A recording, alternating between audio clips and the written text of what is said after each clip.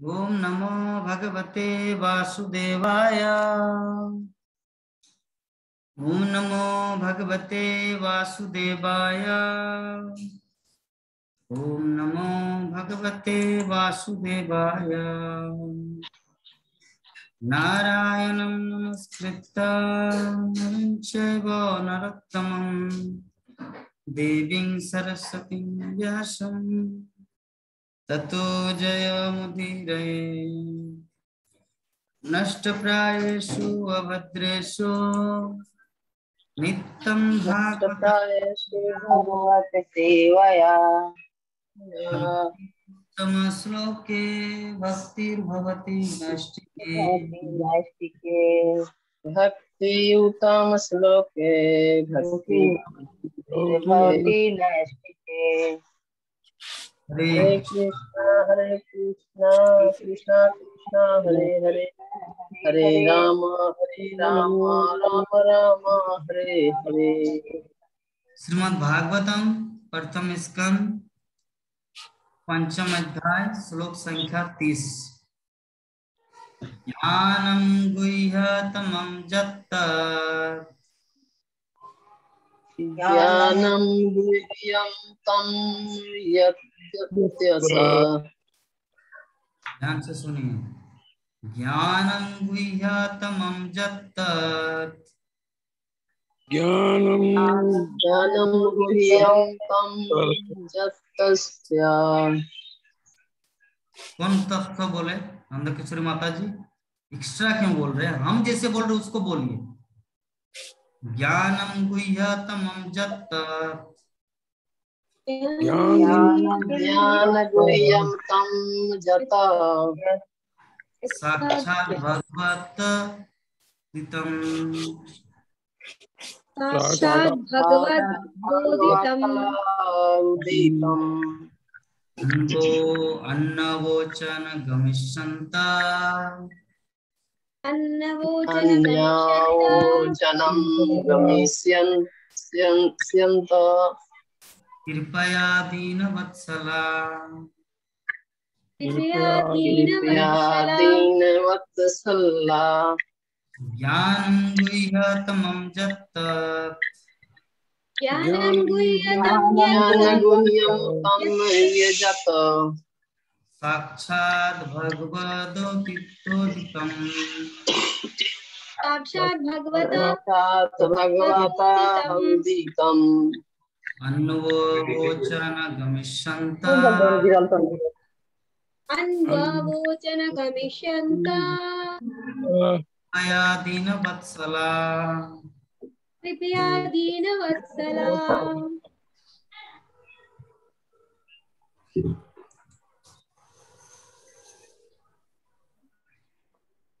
कोई नहीं पढ़ेगा।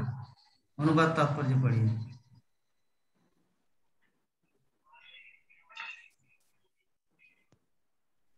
ये रोज रोज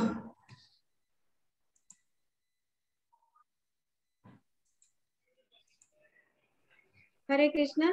सभी वैष्णवों को दंडवत प्रणाम। ज्ञानं गुह्यतं यत् साक्षात् भगवतोदितम् अन्ववोचन गमिष्यन्त कृपया दीनवत्सला। हरे कृष्ण। दीन जनों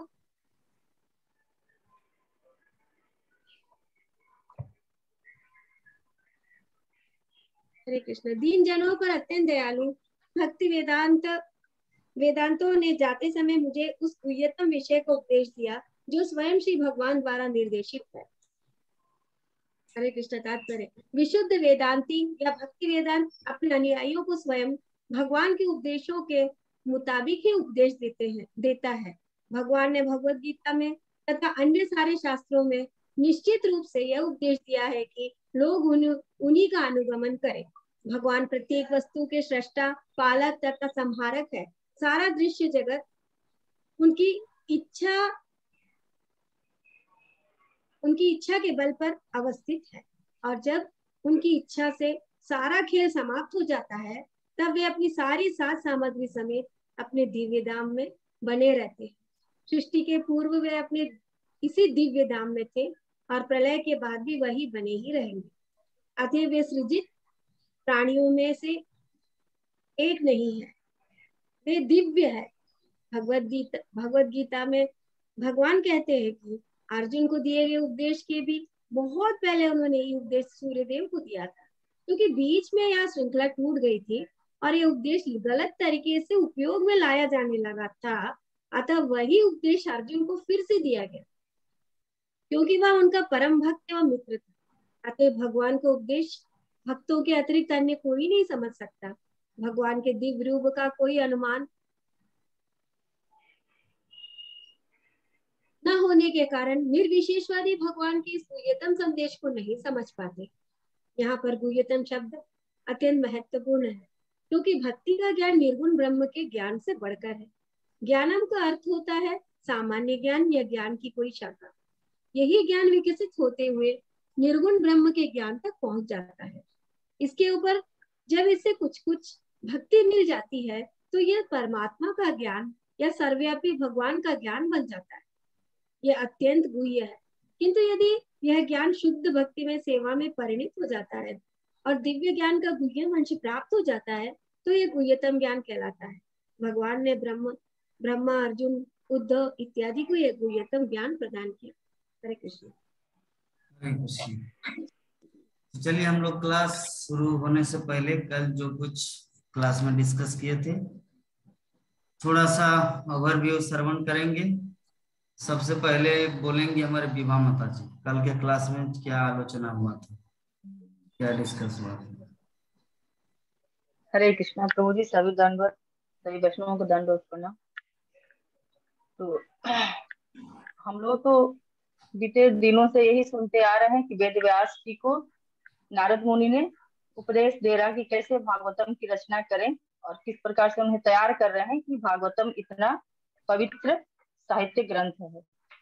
तो कल की कथा में हम लोगों ने तो फिर वही जाना कि नारद मुनि बता रहे हैं कि किस प्रकार उन चतुर्मास में आए हुए ऋषि मुनियों के सत्संग में रह करके हमें भगवान के प्रति अटल भक्ति करने की रुचि उत्पन्न हुई और उनके सत्संग में रहते हुए उनके मुख से भगवान के चरित्र का गुणगान, लीला कथा को सुन करके हमारे अंदर भगवान के प्रति अटल भक्ति उत्पन्न हुई और भगवान की अटल भक्ति उत्पन्न हुई और इस प्रकार से भगवान के प्रति निरंतर रुचि बढ़ती गई। इस तरह से हमने जो है नारद मुनि बता रहे हैं कि अपनी इंद्रियों को धीरे धीरे वश में कर लिया और जैसे जैसे हमारी इंद्रियों को वश में की उससे ही हमारे जो भक्ति है निरंतर बढ़ती गई।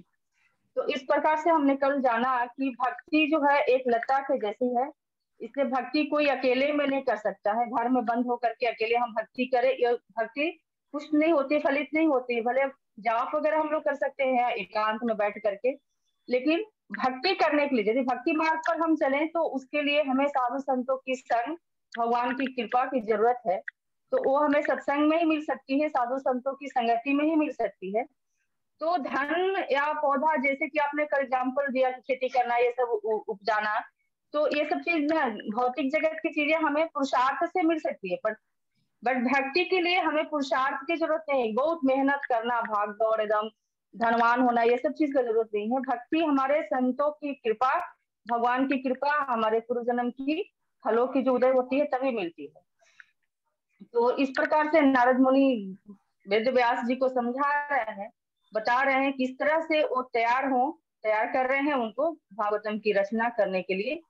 तो भगवान से नारद मुनि वही बता रहे हैं कि हे वेद व्यास जी, आप ऐसा भगवान कृष्ण का चरित्र का लीला जो हमने ऋषि मुनियों से सुना है, उस ऐसे पावन निपुण पवित्र ग्रंथ की रचना कीजिए ताकि सभी लोग इस सरल प्रक्रिया से भगवान की भक्ति मार्ग में चल सके। और नव दीक्षित भक्तों को बता रहे हैं कि नव दीक्षित भक्तों को जो है, जो शुद्ध भक्त हैं, उनकी सेवा करनी चाहिए, निरंतर उनकी सेवा करनी चाहिए। तो उन सेवा करने से क्या होता है कि हमारी इंद्रियां धीरे धीरे शुद्ध होती है और हर इंद्रिया जो है ना भगवान की सेवा में धीरे धीरे लगती है। इस प्रकार से हमारी जो है अंदर की बुराइयां धीरे धीरे नष्ट होती है और हम भक्ति मार्ग पर अग्रसर होते हैं। तो हरे कृष्णा प्रभु जी, कल का बहुत सुंदर माता जी। तो चलिए इसके बाद हम लोग श्रवण करेंगे कल के ओवरव्यू का जो सर्व ओवरव्यू का अर्थ होता है जो पहले प्रभु जी या माता जी बोले हैं उसको नहीं, कोई उल्टा जो मेंशन नहीं किया वो चीज बोलना। हमारे प्राण मोहन सिंह प्रभु जी बोले।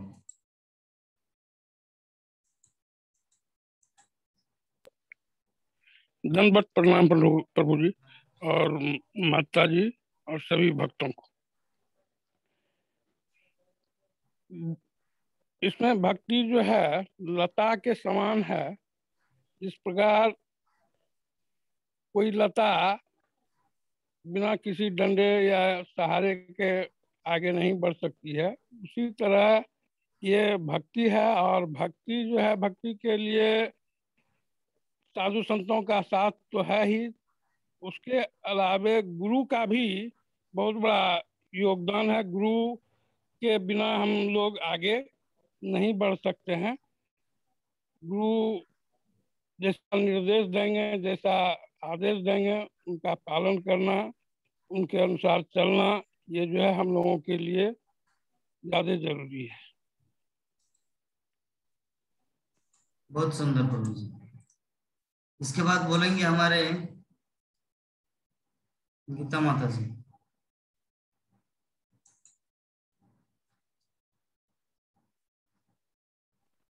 हरे कृष्णा। कल तो क्लास अटेंड नहीं करी थी, चलते चलते था, फिर भी बता रहे हैं कि नारद मुनि से व्यास देव जी का जो संवाद है खाता वो नहीं चलते देखना आ रहा है, है। एकदम नोट नहीं देखना है, नजर इधर नजर चलते आई आ रहा था ना, एकदम खाता को बंद कीजिए, इधर देखिए। चाहे 1 मिनट बोलिए, 2 मिनट या आधा घंटा 1 घंटा, बिना खाता देख के बोलना है। अगर नहीं आ रहा है तो बस 2 मिनट तक ही बोलना है। इधर मेरी तरफ देख के बताइए। शुद्ध भक्त के बारे में बताया गया। शुद्ध भक्त जो भी शुद्ध भक्त है, उनके सानिध्य में, उनके साथ में रहेंगे तो हम लोगों को, जो साधारण जो नव शिक्षित जो दीक्षित लोग हैं, उन लोगों को रास्ता क्लियर मिल जाता है, वो है। और दूसरा है कि वो उनको क्या छद्म बोले थे, उनसे नहीं डरना चाहिए। मतलब इसका उल्टा होगा, उसका मतलब मुझे नहीं मालूम है। छद्म भक्त कौन है प्रभु जी? वो मैं छद्म मतलब ढोंगी, ढोंगी को छद्म भक्त बोलता है। पाषांडी ढोंगी। अच्छा, उन लोग इसमें नहीं आना हम लोग को। और हमारे जैसे शुद्ध भक्त जो है, उनका जो संगति है, जो आज्ञा जो भी है, उन लोग शुद्ध भक्तों का वो जो बोलते हैं उनका आज्ञा का पालन करना चाहिए। और उनको उपदेश को दृढ़ पूर्वक हम लोग को सोचना और समझना चाहिए।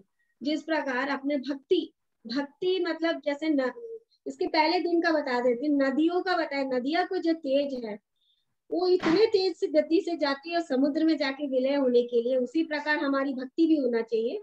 जिस प्रकार नदी का तेज रफ्तार जाके कहाँ जाके अंत होगा? समुद्र में। तो हमारा गंतव्य कहाँ तक रहेगा? भगवत धाम तक। तो भगवत धाम जाने के लिए हमको ये सब चीज, ये जो है प्रयत्न करना चाहिए। नित्यम भागवत सेवन करना चाहिए। गुरुओं का आदेशों का पालन करना चाहिए और भक्तों की संगति में रहना चाहिए। हरे कृष्ण। नहीं है उसमें इतना शॉर्टकट मैं तो उम्मीद भी नहीं किया था। चलिए जो भी है। इसके बाद हमारे नंद किशोरी माता जी की, गीता माता जी का अगर शताब्दी एक्सप्रेस चले तब तो कोई सामने नहीं आएगा, इसीलिए गीता माता जी विनम्रता बस थोड़ा सा बोले ताकि बाकी भक्तगण कुछ बोल सके। बहुत महानता है माता जी का। चलिए अभी हमारे नंद किशोरी माता जी अपना अनुभव क्या सुनाएंगे। इतना दिन तक जो क्लास श्रवण किए, कल का क्लास में क्या समझे?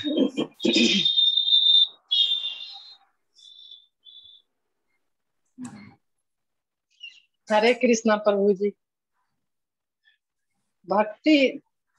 भक्ति में लगे रहने को आपने बताए हैं, और भक्ति ही में हमेशा भक्तों को संग करना चाहिए।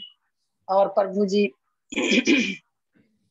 और आप जैसे गुरु मिले हुए हैं हम लोगों को, और क्या कहें, और तो नहीं कर सकते हैं। अभी थोड़ा सा हम घर में व्यस्तता है प्रभु जी, इसीलिए पूरा हम बुक भी नहीं पढ़ रहे हैं। और आपका जो ये यूट्यूब में आता है उसको एक बार सुन भी नहीं रहे हैं, इसीलिए क्षमा मांग रहे हैं प्रभु जी। थोड़ा भी नहीं घर में पढ़ रहे, व्यस्तता हो गया। भी नहीं पढ़ रहे, यूट्यूब में सुन भी नहीं रहे, मतलब तो क्या कर रहे हैं, ताश खेल रहे प्रभु हैं? जी, प्रभु नहीं प्रभु जी, घर में थोड़ा भीड़ भड़ाका हो गया है, खाना पीना बनाने में रह जाते हैं, यही तो है। ठीक है, खाना पीना बनाना तो उसमें कृष्ण का चिंता कर पाते हैं ना। जी प्रभु जी। जी ठीक है, तब तो ठीक है, कृष्ण का चिंतन हो रहा है, काम कर रहे तो अच्छा है। जनक जी प्रभु प्रकार जी। कृष्ण चिंतन होना चाहिए। ठीक है, तो चलिए, बहुत सुंदर। जी प्रभु जी।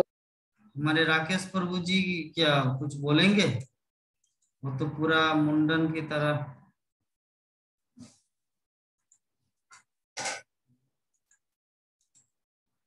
कहीं पर है, शुद्ध वैष्णव की तरह मुंडन किए हुए वैष्णव शर्ट, कई सेंटर में गए होंगे शायद।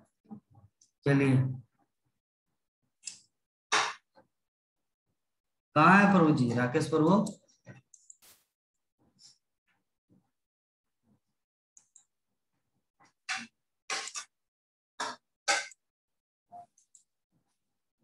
तो आज का हमारा श्लोक है, ज्ञानम गुह्यतमं यत्तत् साक्षात् भगवदोदितम् अन्ना वोचन गमिष्यन्त कृपया दीनवत्सल। अर्थात क्या बोलना चाह रहे नारद मुनि व्यास को, कि दीन जनों पर अत्यंत दयालु उन भक्ति वेदांतों ने जाते समय मुझे उस गुह्यतम विषय का उपदेश, जिसका उपदेश स्वयं भगवान देते हैं, है ना?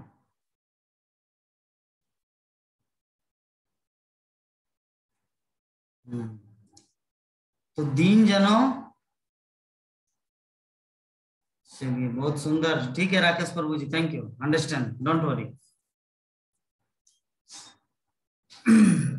तो नारद मुनि बता रहे हैं व्यासदेव को कि दीन जनों पर कृपालु, दीन जनों पर दयालु,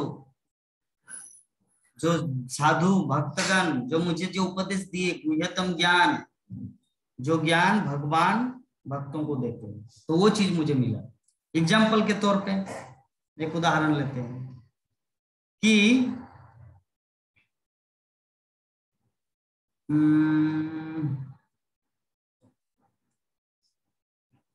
एक व्यक्ति का संग है एक प्रधानमंत्री के साथ, ठीक है? तो प्रधानमंत्री के पास बहुत सारा पैसा है, और प्रधानमंत्री बोले कि डोंट वरी, आप तो उतना पढ़ा लिखा नहीं है, लेकिन फिर भी मैं आपको कैसा नौकरी दूंगा कि मंथली 1.5 लाख रुपया आ जाएगा, और दूसरा बात, पेंशन भी लगवा देंगे, सब कुछ करेंगे, आपका घर भी बनवा देंगे, इंदिरा आवास भी देंगे, वृद्धा पेंशन भी होगा। ये प्रधानमंत्री का कार्य है। मान लीजिए अगर वो उसका दोस्त है तो प्रधानमंत्री चाहे तो ये कर सकते हैं, लेकिन साधारण कोई व्यक्ति, स्टाफ, सरकार का ही कोई एक ऑफिसर, उनको वो चीज प्रदान कर दिया।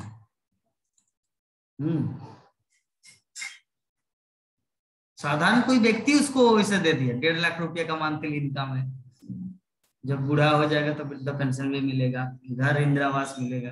खैर जिसका इतना सारा पैसा आएगा वो तो इंदिरा आवास और वृद्धा पेंशन नहीं चाहेगा, जस्ट एग्जांपल है ना, कि उनको सब कुछ कौन फैसिलिटेट करना चाहिए, कौन? प्रधानमंत्री। लेकिन एक साधारण व्यक्ति उसको कर दिया। तो नारद मुनि वही चीज यहाँ पे बता रहे कि जो गुह्यतम ज्ञान भगवान, जिसका उपदेश स्वयं भगवान देते हैं, गुह्यतम ज्ञान किसको कौन देते हैं? भगवान कृष्ण अपने शुद्ध भक्तों को देते हैं। भगवत गीता में श्लोक है, ज्ञानम गुह्यतमं यच्चत न एवं परंपरा प्रति इमं राजर्षियो विदु सकलायन नहता जगत इमं विवस्वते योगम प्रोक्तवानम अवम मनोरुचि के बौद्धि ज्ञानम विज्ञानम, भगवत गीता के 9वें अध्याय में है शायद, भगवत गीता के 9वें अध्याय, माता जी गीता, माता जी सामने गीता है, भगवत गीता, भगवत गीता के 9वें अध्याय देखिए तो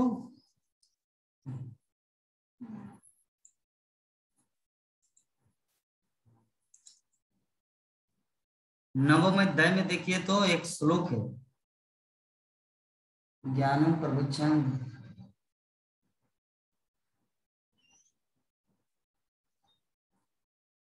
ज्ञानम विज्ञान, अरे धर्म्यम सुसुखम कर्तुमव्ययम्। तो ये श्रीमद् भगवद गीता के नवम अध्याय के श्लोक संख्या 1। श्री भगवान वाच इदं तु ते गुह्यतमं प्रवक्ष्याम्यनुसूयवे ज्ञानं विज्ञान सहितं जगत्तमक्षसे शुभा। गुह्यतमम, श्री भगवान ने कहा, हे अर्जुन, चूंकि तुम मुझसे कभी ईर्षा नहीं करते इसलिए मैं तुम्हें परम गुह्य ज्ञान तथा अनुभूति बतलाऊंगा, जिसे जानकर तुम संसार के सारे क्लेशों से मुक्त हो जाएंगे। तो परम गुह्य ज्ञान है ना। तो परम गुह्य ज्ञान कौन किसको दे पाता है? एकमात्र भगवान के पास ही है परम गुह्य ज्ञान, दूसरा किसी के पास नहीं होता। एक दूसरा एग्जांपल, अरे भारतीय रिजर्व बैंक के पास परमिशन है नोट छापने का, ऐसे स्टेट बैंक है या आईसीआईसी बैंक या इंडियन ओवरसीज बैंक या पंजाब नेशनल बैंक क्या नोट छापेगा? 2000 का नोट या 500 का नोट छप पाएगा? संभव है? नहीं। एकमात्र संभव है रिजर्व बैंक। उसी प्रकार ये जो गुह्यतम ज्ञान है ना, एकमात्र रिजर्व बैंक मतलब भगवान कृष्ण के पास है, किसी दूसरे के पास नहीं। लेकिन कभी कभी रिजर्व बैंक किसी बैंक को ऑथोराइज कर देता है कि अभी मेरा दूसरा कोई ऑडिट काम चल रहा है तो तुम थोड़ा छाप दो, मशीन यहां से ले जाओ। तो वैसा ही हाल, वैसा ही बात नारद मुनि यहाँ पर व्यासदेव को बता रहे थे। ये व्यासदेव, ये जो गुह्यतम ज्ञान है ना, ये गुह्यतम ज्ञान एकमात्र भगवान कृष्ण के पास रहता है। लेकिन मैं इतना सौभाग्यशाली हूं कि मुझे उन भक्ति वेदांतियों की कृपा से ये गुह्यतम ज्ञान प्राप्त हुआ, जब वो यहीं उस आश्रम से चले गए, चतुर्मास से जब पूरा हुआ। अभी तो स्मरण में रहेगा ना आजीवन, जो एग्जाम्पल के माध्यम से समझा दिए। एग्जाम्पल के माध्यम से समझाने से घटना याद रहता है, रोम रोम में बस जाता है, कलेजा में बस जाता है। सिर्फ अगर स्टोरी को बोलते जाएंगे कृष्ण का था, हाँ ऐसे बांसुरी बजाते थे कृष्ण, तो वो अच्छा लगेगा सुनने में, उसके बाद भूल जाएंगे। लेकिन जब एक मटेरियल एग्जाम्पल के साथ समझेंगे ना, तो वो कभी भूल नहीं सकते। विभा माता जी की भूलेंगे?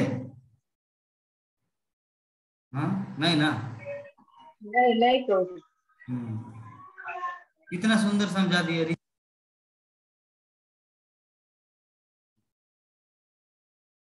तो हम लोग समझ गए कि ये जो भगवत भक्ति का ज्ञान है, ये जो गुह्यतम ज्ञान है, एकमात्र भगवान के पास है। ये गुह्यतम ज्ञान एकमात्र भगवान के पास है, भगवान ही दे पाते हैं क्योंकि उनके पास है। किंतु मैं तो इतना सौभाग्यशाली था, लकी बॉय, कि दीन जनों पर अत्यंत दयालु भक्ति वेदांतों ने जाते समय, जब यहाँ से जब चले गए, उस समय गुह्यतम विषय का उपदेश मुझे दिया था। इसलिए प्रभुपाद तात्पर्य में बहुत ही सुंदर व्याख्या किए कि विशुद्ध वेदांत या भक्ति वेदांत अपने अनुयायियों को स्वयं भगवान के उपदेशों के मुताबिक ही उपदेश देता है। भगवान ने भगवद गीता में तथा अन्य सारे शास्त्रों में निश्चित रूप से ये उपदेश दिया है कि लोग उन्हीं का अनुगमन करें। भगवान प्रत्येक वस्तु के सृष्टा, पालक तथा संहारक है। हाँ, तो जितने सारे वेद वेदांत साहित्य है, हर साहित्य में, हर शास्त्र में एक ही चीज का उपदेश है कि हर कोई भगवान के श्री चरणों में अपने आप को आत्मसमर्पण करे, है ना। तो जो कोई भक्त उसी चीज को जब दोहराते हैं भक्तों के बीच में, एक बार नहीं, 2 बार नहीं, 10 बार नहीं, 100 बार नहीं, 1000 बार, फिर भी वो भगवान का ही उपदेश माना जाता है। जरा सोचिए, 4 महीना से या 5 महीना से हमारा जूम का प्रोग्राम चल रहा है, श्रीमद् भागवत ऑनलाइन कथा। तो मैं तो वही चीज रिपीट करता हूँ जो एक ही बात कम से कम 100 बार भी रिपीट हो चुका है। 1000 बार भी, 500 बार भी रिपीट हो चुका है, तो फिर भी क्या बोरिंग फील होता है क्या प्रभु जी? आप एक ही चीज रिपीट करते हैं, चलिए मैं कोई दूसरा प्रभु जी को ढूंढ लाता हूँ। क्या इतना कष्ट करके समय देते हैं और वही चीज आप बोलते हैं कि भगवान की शरण लो, भक्ति करो, माला जप करो। ये तो मैं आज नहीं 100 बार 500 बार सुना हूं, फिर भी वही चीज बोल रहे। तो इसका अभी आप लोग कोई प्रश्न कर सकते हैं, प्रभु जी फिर भी हमारा बोरिंग क्यों नहीं आता, मतलब थक नहीं जाते क्यों, क्या कारण? इसका कारण यही है, यहाँ पे श्रील प्रभुपाद उस कारण की व्याख्या की है। कारण की व्याख्या श्रील प्रभुपाद यहाँ पे की है कि भक्ति वेदांत अपने अनुयायियों को, विशुद्ध वेदांती मतलब भक्तगण अपने अनुयायियों को स्वयं भगवान के उपदेश के मुताबिक उपदेश देता है। एग्जाम्पल के तौर पे अनुयायी का अर्थ होता है फॉलोअर। जैसे मान लीजिए मैं भगवान का भक्त हूँ, आप लोग भी भगवान के भक्त हैं, आप लोग मुझसे बढ़कर है ना, तो आप है अनुयायी और मैं दे रहा हूँ भगवत संदेश, भगवान का उपदेश, तो आप लोगों को अच्छा क्यों लग रहा है? क्योंकि मैं ऐसा कुछ नहीं बोल रहा हूँ जो भागवत में ना हो, मैं ऐसा कुछ नहीं बोल रहा हूँ जो भगवान कृष्ण ने ना बोला हो, मैं ऐसा कुछ नहीं बोलता हूँ जो प्रभुपाद ने ना बोले, इसीलिए अच्छा लगता है।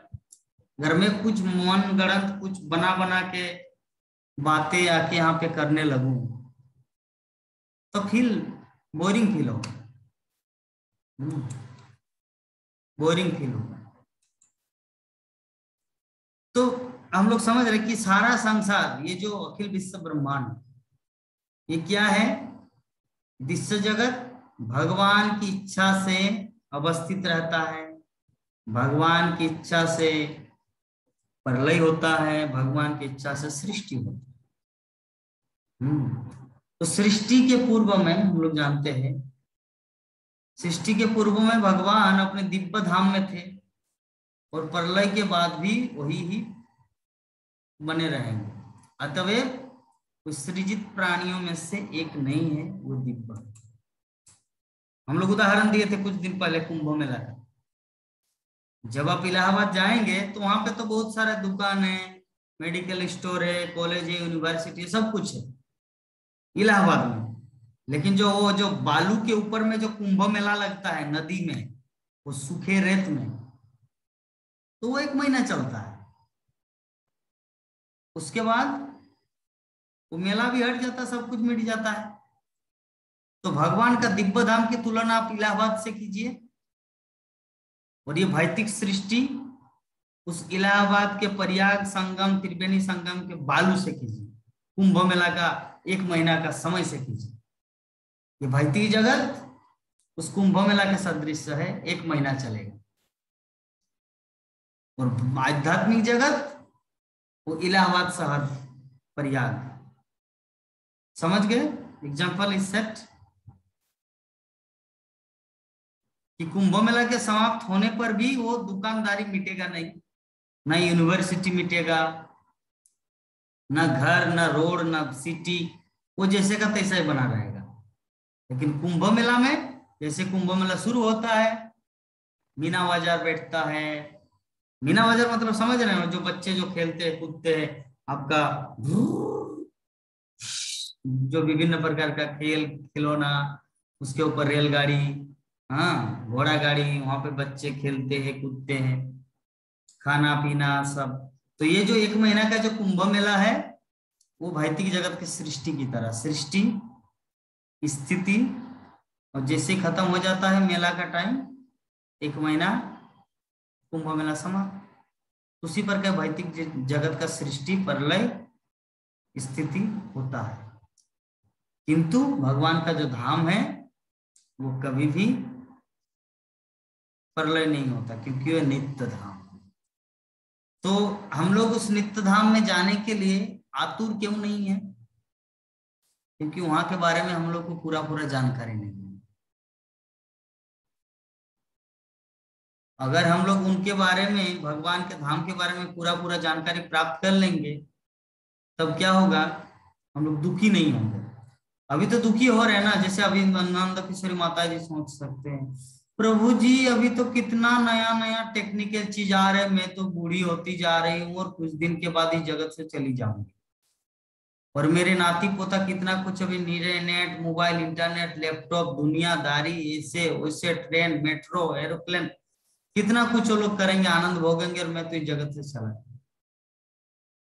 जस्ट एग्जाम्पल, नंद किशोरी माता जी दुखी नहीं होना है, उदाहरण बता रहे हैं।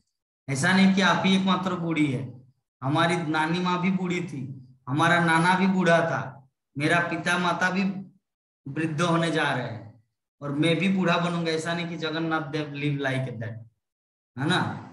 गीता माता जी भी अभी हो सकता अच्छी तरह ड्राइविंग कर रहे हैं, हाँ।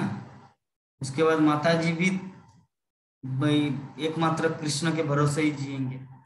तो अल्टीमेटली हम लोग समझ गए चीज को कि इस संसार में कोई भी चीज स्थायित्व नहीं है। तो विषय वस्तु क्या था, नंद किशोरी माता जी को उदाहरण किया दिया था कि हम लोग दुखी क्यों हैं।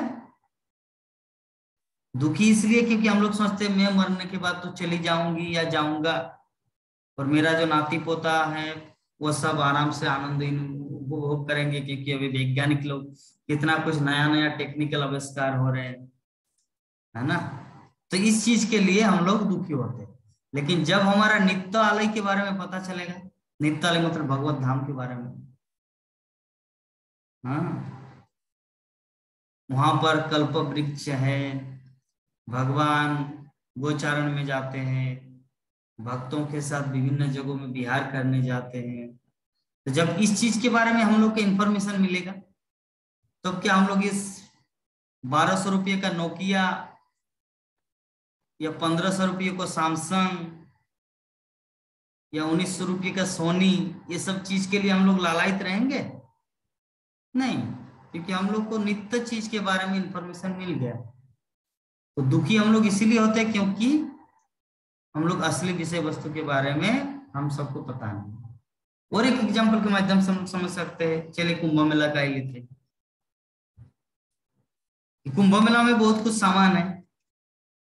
एक बच्चा कुंभ मेला आए हैं, वो उसका कुछ बुद्धि नहीं है, उनका घर है मुंबई में, तो अपने पिताजी के साथ आए कुंभ मेला में। उनको पता नहीं, क्योंकि 1 महीना का मेला है, अभी रह रहे हैं वहां पे, घर भाड़ा लेकर है इलाहाबाद में, और मेला घूमने आते हैं, जाते हैं, फिर घर भाड़ा में जाते हैं, रात को रुकते हैं, फिर सुबह मेला आते हैं, फिर रात को जाते हैं। और उनका रियल जो होम है, अपना अपार्टमेंट, वो है मुंबई में। तो भी बच्चा सोच रहा है रे मेरा जिंदगी ऐसा ही चला जा, आना जाना। उसके बाद मेला खत्म, मेला खत्म हो गया। ये 3 महीना का मतलब 1 महीना का पूरा मेला खत्म। अभी उसी घर भाड़ा में रुके हुए हैं, एक छोटा सा घर मिला है किराया में, हाँ। और अभी मुंबई जाने का नाम, तो वो बच्चा सोच रहे अरे मेरा लाइफ तो गया, ऐसे ही जीवन जीना पड़ेगा। तो वो दुख क्यों पा रहे हैं? उसके दुख का कारण क्या है? उनका दुख का कारण यही है कि वो सोच रहा है कि मेरा लाइफ इसी जगह में बीतेगा, घर भाड़ा में। उनको पता नहीं कि मेरा पिताजी मुझे ले जाएंगे मुंबई अपने रियल घर में। तो उसी प्रकार हम लोग को पता नहीं कि भगवान श्री कृष्ण हम लोग को यहाँ से उठाकर अपने घर भगवत धाम ले जाएंगे, जहां पर अपना अपना अपार्टमेंट है। हम लोग को पता नहीं, इंफॉर्मेशन नहीं है, इसीलिए हम लोग दुख उठाते हैं। तो ये जो इंफॉर्मेशन कहाँ से प्राप्त होता है? इंफॉर्मेशन प्राप्त होता है श्रीमद् भागवतम, ये भगवान के दिव्य ग्रंथों से। अच्छा, मेरे विश्वनाथ प्रभु जी ज्वाइन क्यों नहीं किए? कल भी प्रभु जी चले गए, क्या बात है? हमारे रोजाना का जो प्रभु जी माता जी का ज्वाइन करते, वो जब नहीं ज्वाइन करते तो थोड़ा मुझसे हृदय में फील होता है कि कहीं कुछ ये तो नहीं हुआ। उनका घर का काम चल जी, हाँ उनका घर का काम चल रहा है ना, हाँ, हो सकता है उधर व्यस्त हो गए हूँ। गीता माता जी आप मोबाइल से उनको फोन लगाइए और जूम में ज्वाइंट होकर रहिए लैपटॉप से। मेरे मोबाइल मेरे पास में नहीं है, थोड़ा पूछ लीजिए जो प्रभु जी का हाल क्या है, कहाँ है, कि प्रभु जी सभी मिस कर रहे हैं आपको। तो जो भी हम लोग समझ गए, ये जो श्लोक है हमारा, इस श्लोक के माध्यम से कि भगवान अपने शुद्ध भक्तों के यहाँ पर परमात्मा का ज्ञान या सर्वव्यापी भगवान का ज्ञान बन जाता है कि अत्यंत गुह्य ज्ञान का अर्थ होता है यदि ज्ञान शुद्ध भक्ति में सेवा में परिणत हो जाता है और दिव्य ज्ञान का गुह्य अंश प्राप्त हो जाता है तो ये गुह्यतम ज्ञान कहलाता है। भगवान ने ब्रह्मा अर्जुन उद्धव इत्यादि को ये गुह्यतम ज्ञान प्रदान किया। ये गुह्यतम ज्ञान हर किसी को मिलता नहीं, महान महान भक्तों को प्राप्त होता है, लेकिन अभी श्रील प्रभुपाद के हेतु की कृपा से, श्रीमद् भागवतम की कृपा से हम सबको ये भक्ति वेदांत तात्पर्य के माध्यम से वो गुह्यतम ज्ञान प्राप्त कर पाए।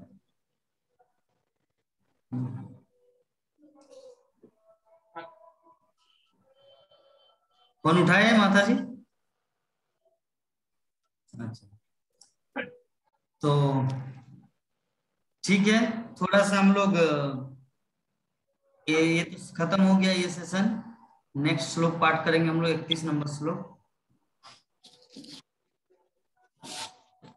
तो उसमें थोड़ा सा नंद किशोरी माता जी थोड़ा कीर्तन करना है।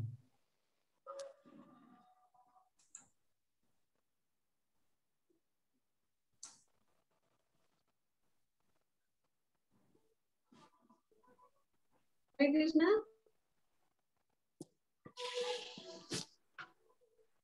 क्या हुआ? उठाई